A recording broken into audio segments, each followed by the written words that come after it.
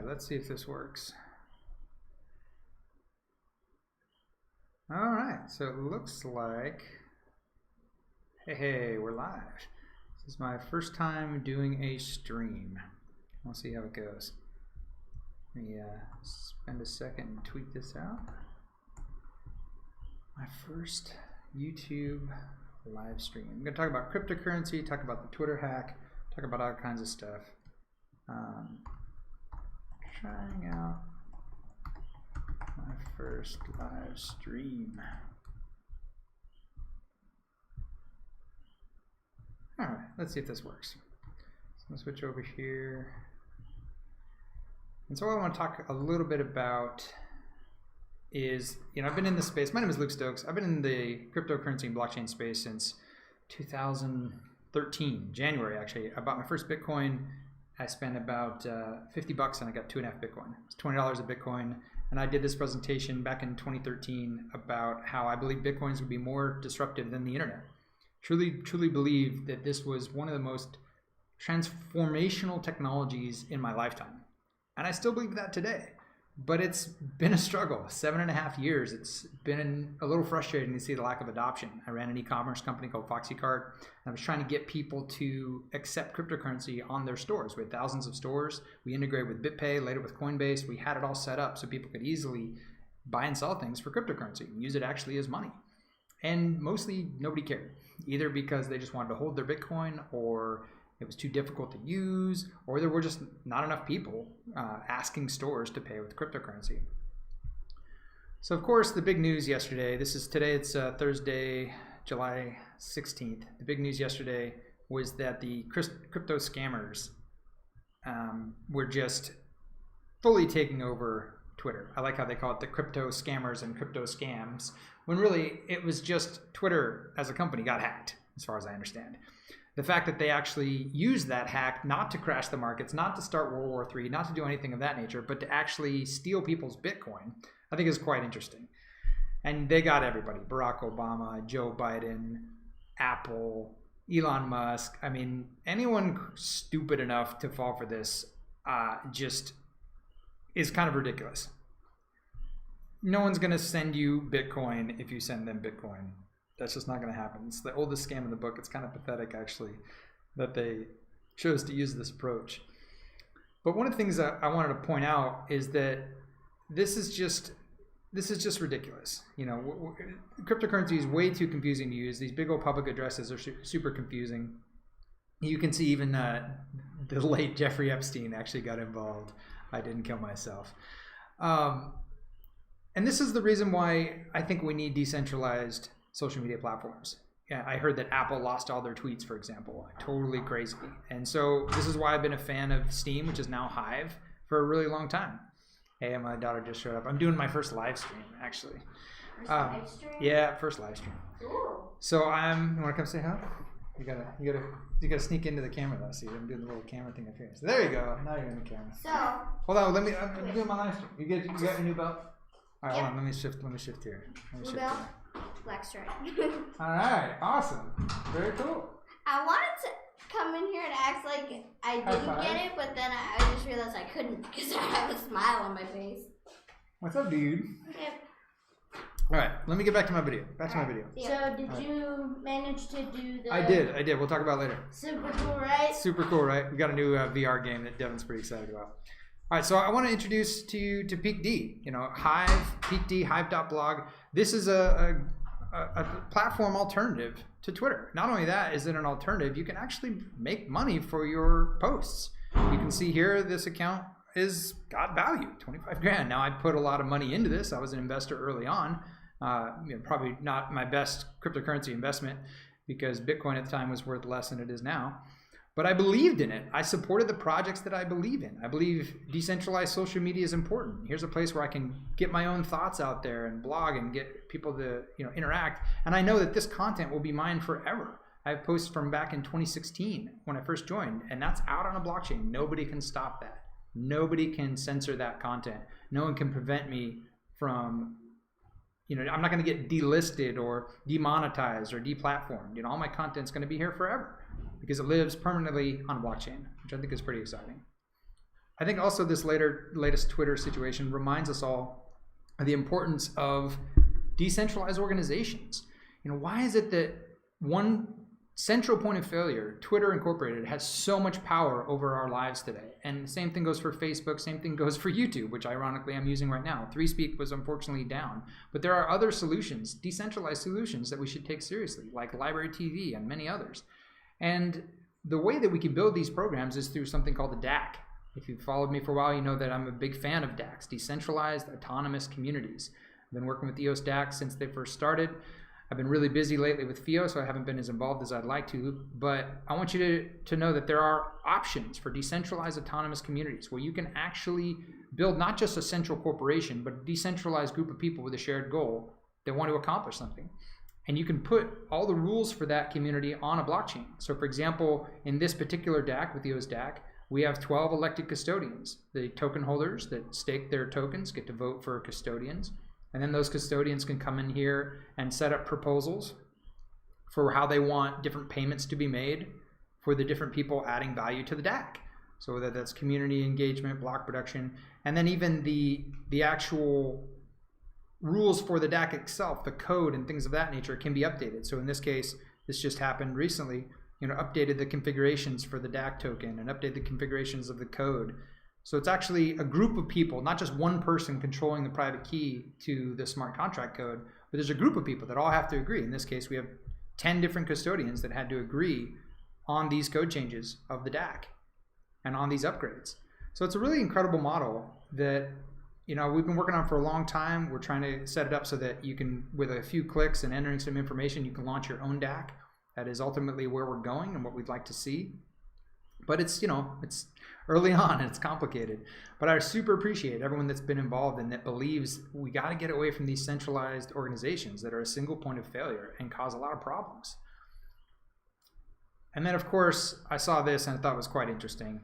Twitter's now restricting posts that contain cryptocurrency addresses. Now, I don't know if this is still the case, but at the time they talked about being able to tweet, and if you had a Bitcoin address, it was getting blocked. And not just Bitcoin, but others as well, Ethereum and XRP, Litecoin, Monero.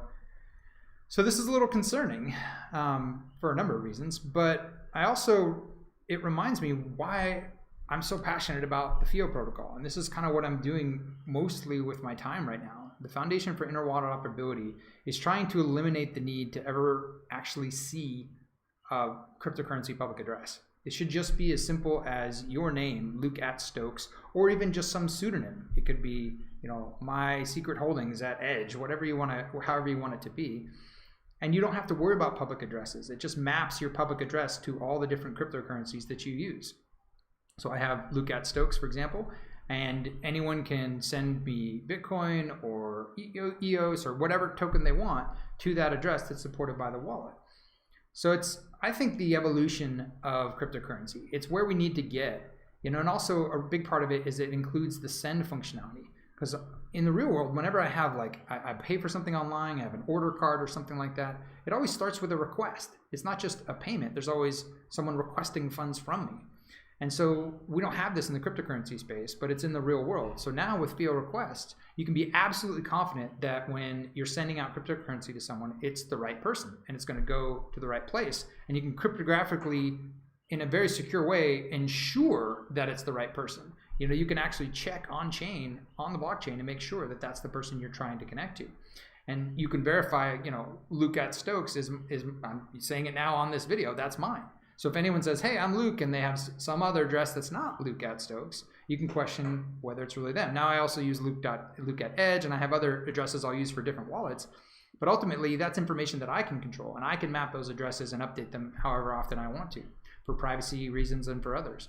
And also there's FIO data, so you can actually put metadata in there. Not every cryptocurrency supports metadata. We can have like a memo or a note, so you can look at that later and say, okay, what was that transaction for? What was that all about? Well, now you can have that. So I've been really passionate about this because I think we really have to create better experiences for our users. I mean, the way things are right now, cryptocurrency is just too difficult to use. I've got all this passion for these decentralized systems, for decentralized social media, decentralized organizations through eosDAC, decentralized money. through cryptocurrency, but that's never going to happen unless we make the systems much, much easier to use. And so I just wanted to kind of share a summary of all the stuff I've been working on and ultimately ask you the question. After everything that happened with Twitter, what do you think? Do you believe we need decentralized systems?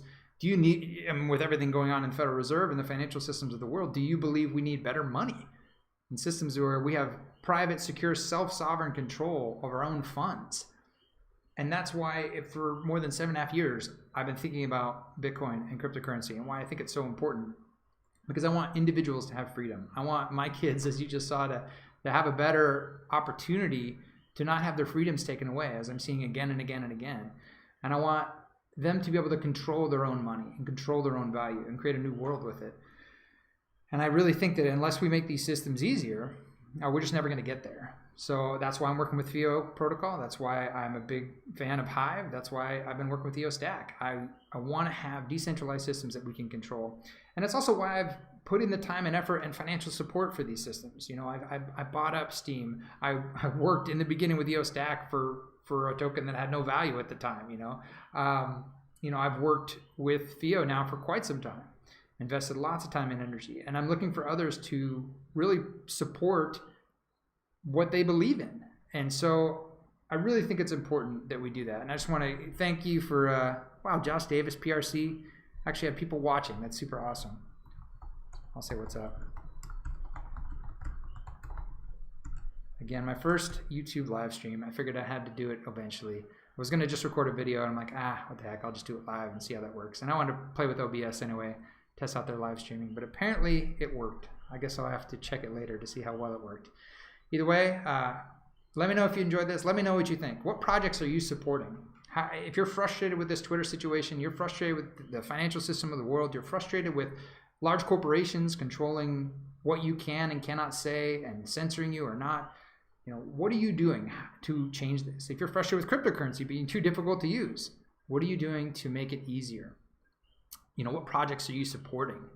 There's a shout out for Eos Voice. Yeah, absolutely. I think Eos Voice is another great example. But again, I'm a little frustrated because I can't use it yet. I've been on their list forever, and I'm here in Puerto Rico, so we're kind of waiting for territories to show up later.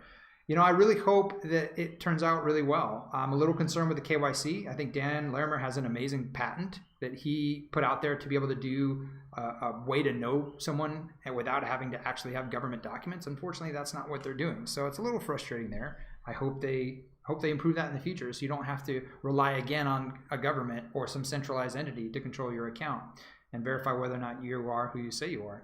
But I also see the very real reason why you need something like that. I mean, just recently, someone in the crypto community, crypto finally came to Hive and got really, really treated horribly and awfully by a certain member of the community, Bernie Sanders or Next Gen Crypto, who's been rough with me as well. I mean, he had me on a downvote bot for, months. I've lost count of how many times he's cussed me out and all kinds of things.